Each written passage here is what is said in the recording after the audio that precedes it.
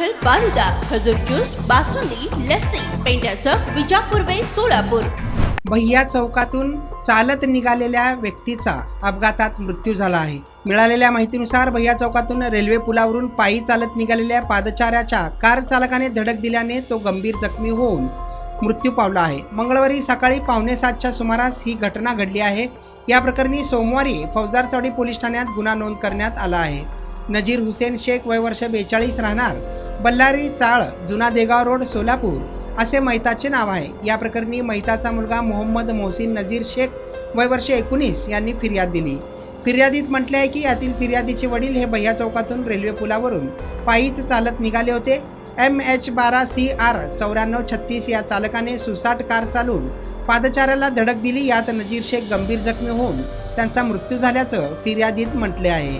या प्रकरणानंतर फौजदारचौडी पोलिसांनी गुन्हा दाखल केला आहे।